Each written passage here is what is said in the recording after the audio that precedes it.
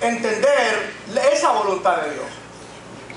Ahora, si usted se fija bien, no meramente es que nos conviene, no meramente es que es buena y agradable, perfecta, es que es un reclamo del mismo Jesús que nosotros hagamos la voluntad de Dios. Y cuando nosotros entramos en esa dinámica, nosotros logramos ver que lo que está a nuestro alrededor cambia. Y sobre todas las cosas, vamos a agradar a Dios, nos vamos a sentir mejor con nosotros mismos, y lo que está a nuestro alrededor cambia. Porque lo que cambia no es la violencia contra la violencia. Lo que cambia no es la coerción de mis valores, que son mejores que los tuyos y los tienes que hacer. Lo que cambia es la ley del amor y la misericordia, la compasión, que es lo que ha cambiado a la humanidad en el ejemplo perfecto de Jesucristo cuando dio su vida por todos nosotros. Así que nosotros como cristianos y como cristianas entendemos esto. Entendemos hacer la voluntad de Dios. Entendemos que esto de hacer la voluntad de Dios deriva en unos valores, deriva en unos principios y conceptos que nuestra sociedad dice que los tiene, o dice que era un fundamento importante de ella. Sin embargo, me remito al contexto donde Jesús está hablando esto. Una sociedad sumamente religiosa, una sociedad sumamente legalista, y sobre todas las cosas, una sociedad problematizante. Yo he explicado esto otras veces, que para resolver un problema crean otro. Por lo tanto, es fundamental que en esta mañana nosotros podamos entender este principio del reino, porque cuando los principios del reino se viven a mitad, producen errores en el carácter y producen conducta desviada en el pueblo.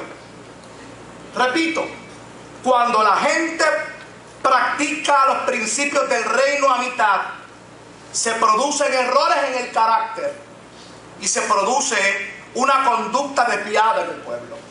Así que nosotros queremos hacer las cosas bien, pero como dice un dicho del cristianés puertorricensis,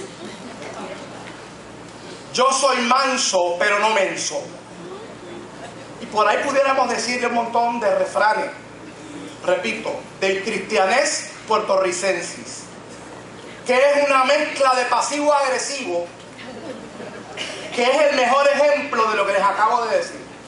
Una mezcla de principios del reino con una mezcla de valores, características de los hombres que viven en el Caribe y en una islita que se llama Puerto Rico.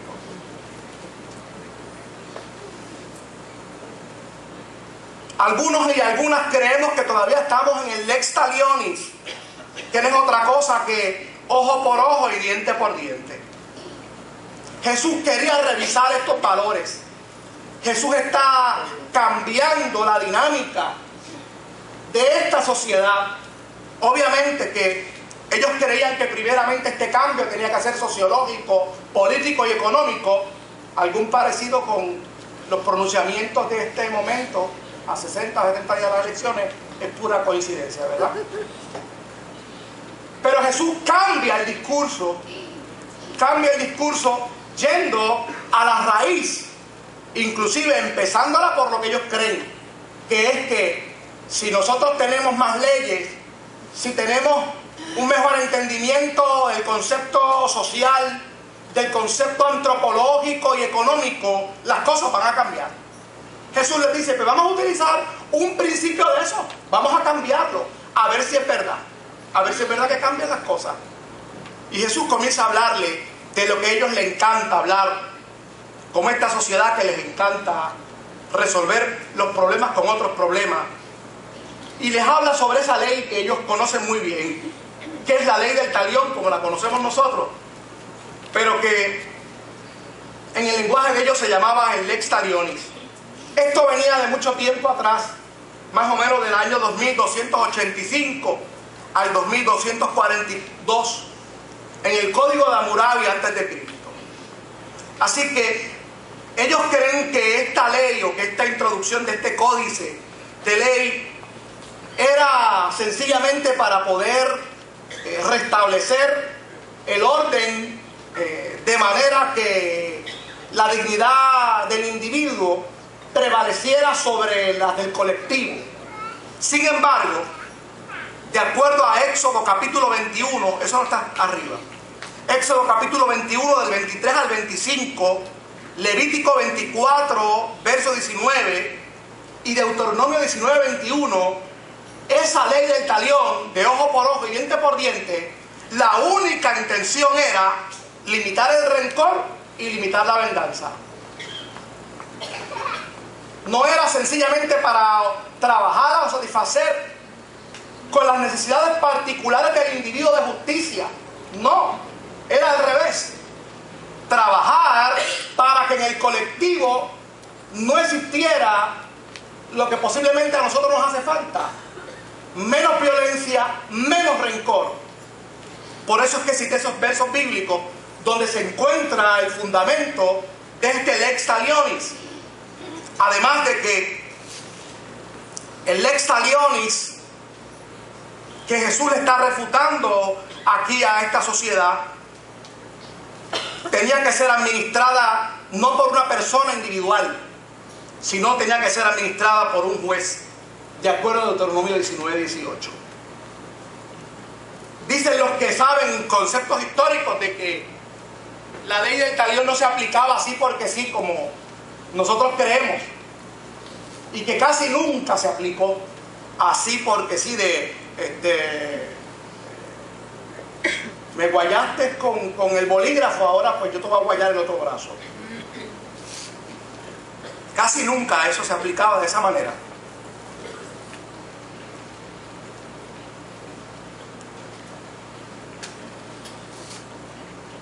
Además de que el lex talionis no era la única ética del Antiguo Testamento. Ya existían atisbos de los conceptos fundamentales e importantes del reino, que son la misericordia y es el amor. Y eso sí lo encontramos y queremos verlo en Levítico 19-18, por favor, que dice de la siguiente manera: no te vengarás ni guardarás rencor a los hijos de tu pueblo, sino amarás a tu prójimo como a ti mismo. Punto. Yo Jehová. Y en Proverbios 25-21 dice: si el que te aborrece tuviere hambre, dale de comer pan. Si tuviere sed, dale de beber agua. Así que ya en esa ley talionis existían los atisbos fundamentales de lo que debe ser el cambio de mente, la mentalidad y el hacer la voluntad de Dios, que son los principios de misericordia, de compasión y de amor.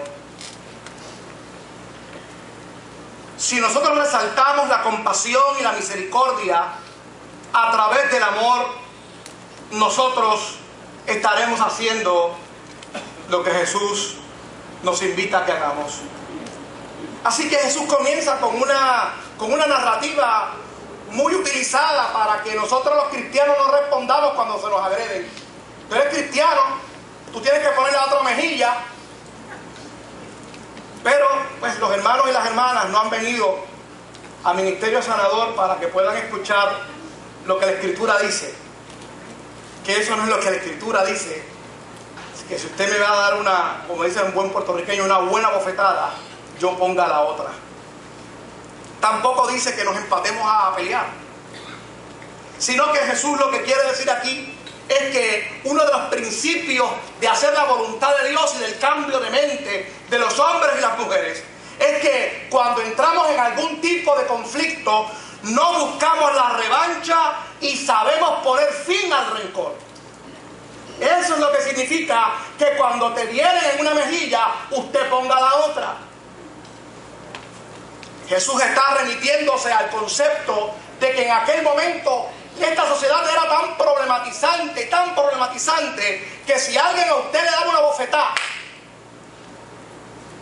y no se la podía dar bien, o el que quería dar la bofetada lo quería hacer bien, buscaba el ángulo perfecto de manera de que le pudiera dar con la palmada y no con el reverso de la mano, porque si le daba con el reverso de la mano era malo, pero si le daba la bofetada era bueno. Qué bonito, ¿verdad? Es decir, Jesús lo que quiere aquí enfatizar es: no importa cuán buen esté planificado el insulto, no importa cuán bien planificado esté la injuria que te han hecho, tú tienes la capacidad para dominar la revancha, la contestación y para ponerle fin al rencor en tu corazón. Jesús quiere romper los parámetros de esta sociedad legalista, de esta sociedad que se cree que lo único que puede resolver un conflicto es creando 20 conflictos. Y Jesús le dice: oye, si el tipo es zurdo y tiene que darte en la galleta en la izquierda y no puede hacerlo, oye, pues entonces tú acomódate, ven ahora y vamos.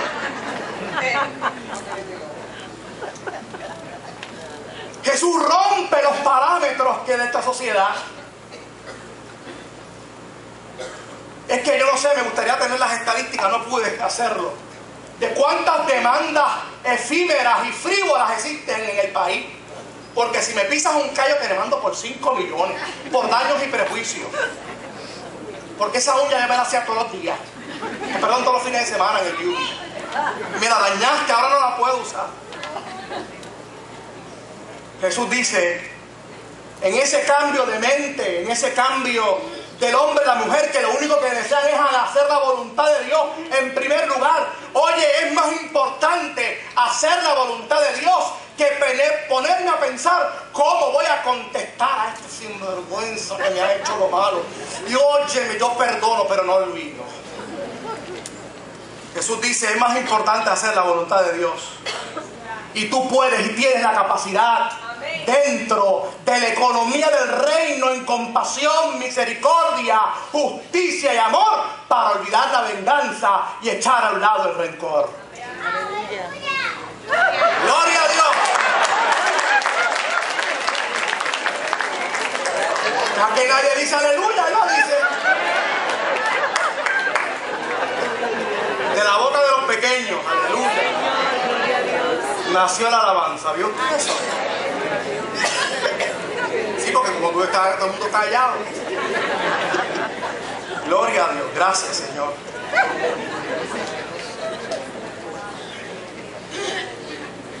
Recuerde que nuestro objetivo es hacer la voluntad de Dios, no es hacernos más santos. Recuerde lo que habíamos dicho de esta sociedad. Esta sociedad tenía conceptos torcidos, tenía el carácter torcido, porque si bien es cierto que conocían la ley, no la podían aplicar en el contexto en que fue escrita. Fue escrita para lograr misericordia, para lograr compasión. Fue escrita para que los unos a los otros pudiéramos entender el carácter interdependiente con el cual Dios nos hizo.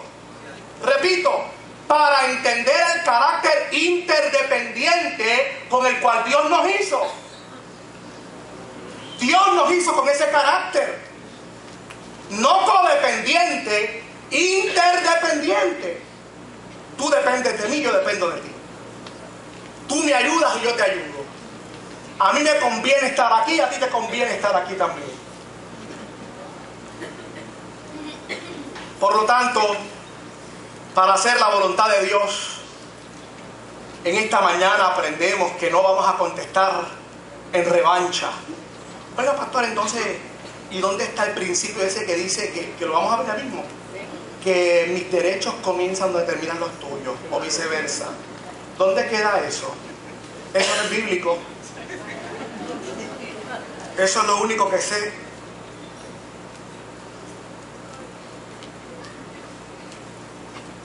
Jesús dice que tú ni yo debemos de regirnos, esto duele, por nuestros privilegios y derechos. Repito, no debemos regir nuestra vida, dirigir nuestra vida por nuestros privilegios y derechos,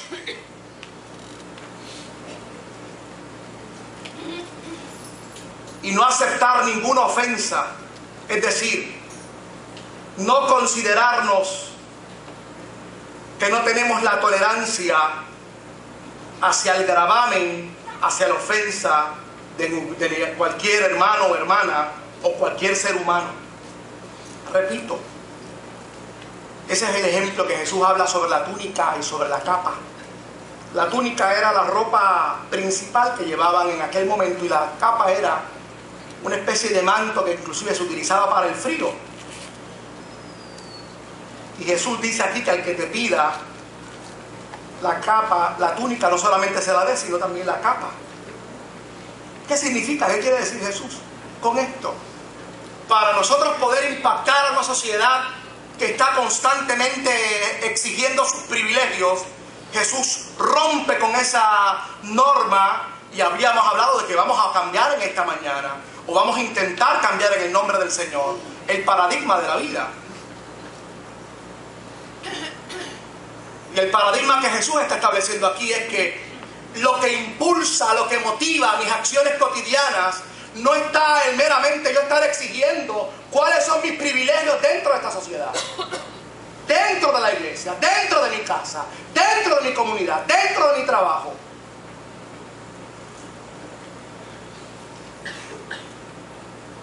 Es que Jesús sabía que en aquella sociedad había un concepto que venía de mucho tiempo de los caldeos que se llamaba Angarewein.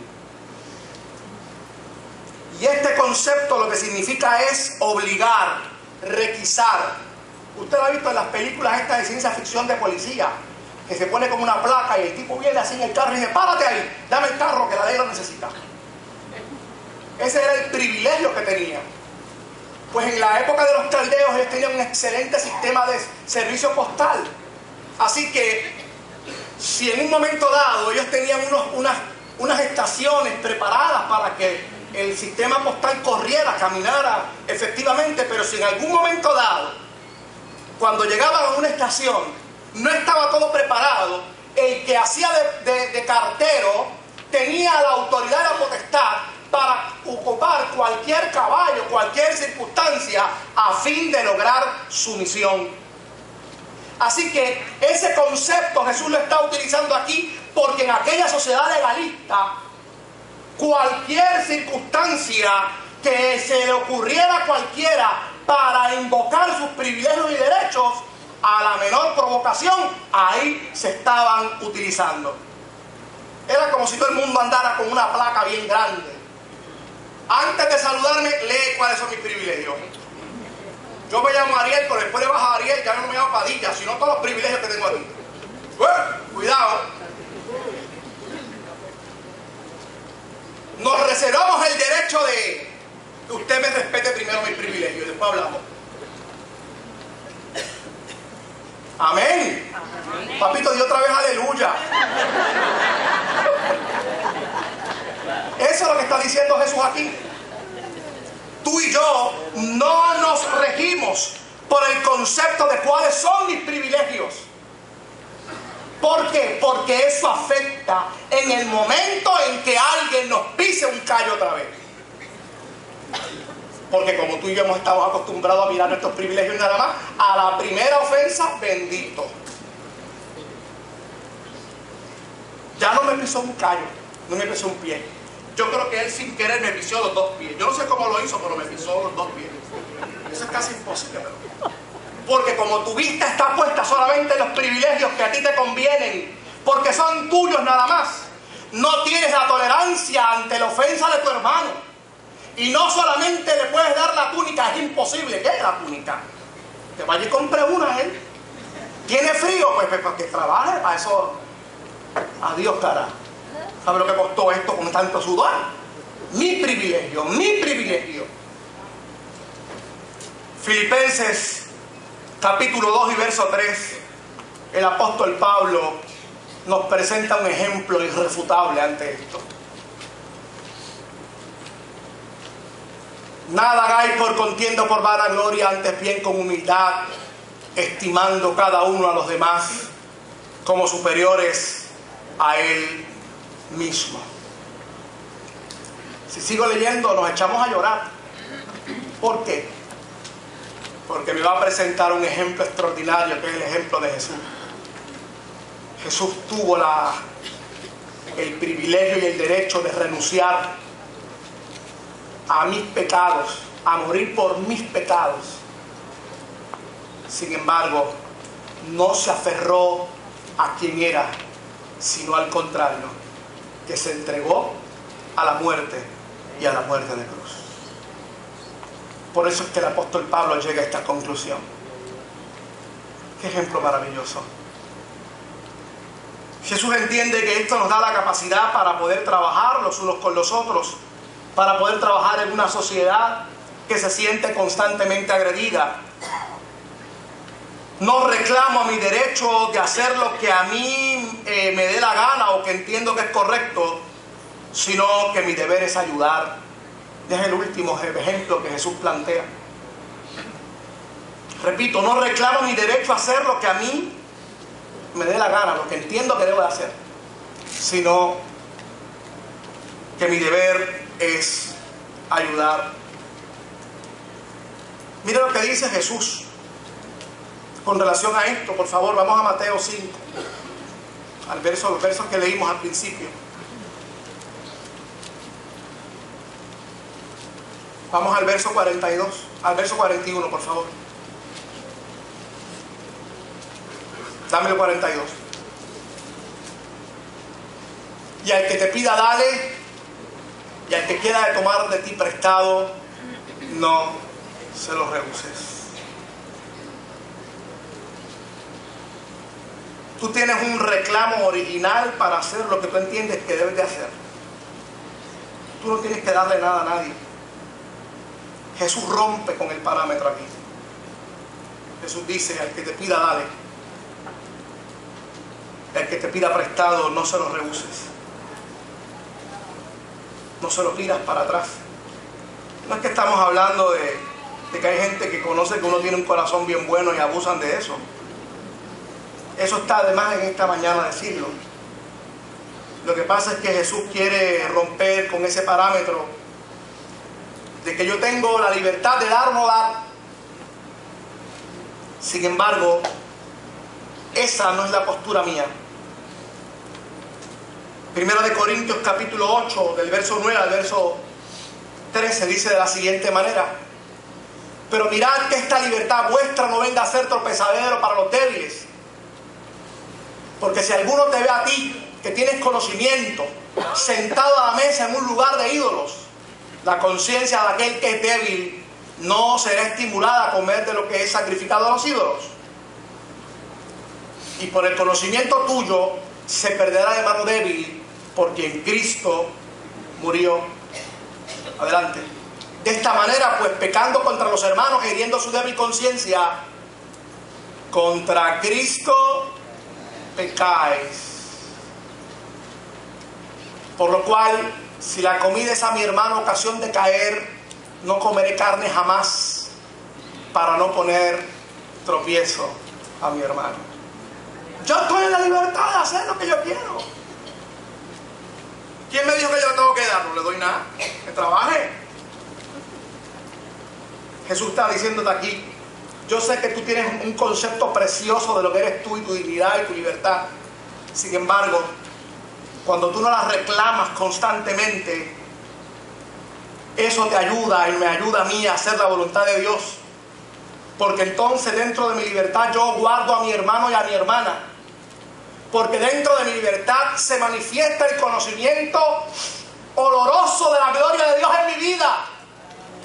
Y cuando ejerzo mi libertad en compañía de los que están a mi alrededor, lo que viene a mi corazón y a mi mente es el concepto helenístico de la prudencia. Y entonces ejerzo la libertad que es gloriosa de Cristo Jesús en mi vida como un elemento prudente para bendecir a los que están a mi alrededor. Aleluya. Y cuando yo bendigo a los que están a mi alrededor, yo cumplo y hago la voluntad exquisita, gloriosa, agradable y perfecta, que es a lo cual Dios me ha llamado, y Dios te ha llamado a ti también. Gálatas 5, capítulo 13, verso 14, Termino con esto. Dice de la siguiente manera: porque toda la ley en esta sola palabra se cumple. Amarás a tu prójimo como a ti mismo. Dame el 13, por favor. Porque vosotros, hermanos, a libertad fuisteis llamados. Solamente que no uséis la libertad como ocasión para la carne, sino servíos por amor los unos a los otros. Ahora dame el verso 14. Gracias. Porque toda la ley en esta sola palabra se cumple: amarás a tu prójimo como a ti mismo. Amén. Gloria a Dios. La única intención es hacer la voluntad de Dios. Yo les había comunicado el 19 de agosto que la única manera y forma poderosa para cambiar nuestro paradigma no es que vamos a cambiar porque yo quiero ser mejor, no es que vamos a cambiar porque yo quiero tener más chavo, no es que vamos a cambiar porque yo quiero dar un look de que sé mucho, no es que vamos a cambiar porque yo quiero hacer que las cosas en casa vayan mejor. No, es que mientras esas cosas estén primero, el cambio en nuestras vidas no se materializará a la manera de Cristo. Se materializará a la manera de esta sociedad que vive principios erróneos, y carecen de conducta y de carácter cristiano. Es que tenemos que cambiar nuestra mente, aplicar lo que Jesús nos está diciendo con relación a los demás, para hacer la voluntad de Dios. Es que cuando tú haces la voluntad de Dios, ya no hay rencor ni revancha en tu corazón. Es que cuando tú haces la voluntad de Dios, ya no rige tu vida los privilegios y derechos. Puedes aceptar, no de cuando en vez ni de vez en cuando, sino cuando el que está a mí al lado mío se dispara en ofensa. Óigame, no es que usted sea un canto de pan, es que usted va a tener el corazón, la visión, la mente de Cristo, una mente compasiva, un corazón compasivo. No es que estoy diciendo que cuando nos ofenden nos quedamos como si nada hubiera pasado, es que tenemos la capacidad para responder a la ofensa con la característica natural que el Espíritu Santo ha puesto en tu corazón y en mi corazón. Amén, amén. De eso es que estamos hablando. Es que hacemos la voluntad de Dios y tú y yo la vamos a hacer, porque no vamos a reclamar el derecho que tenemos a la libertad de hacer lo que nos dé la gana,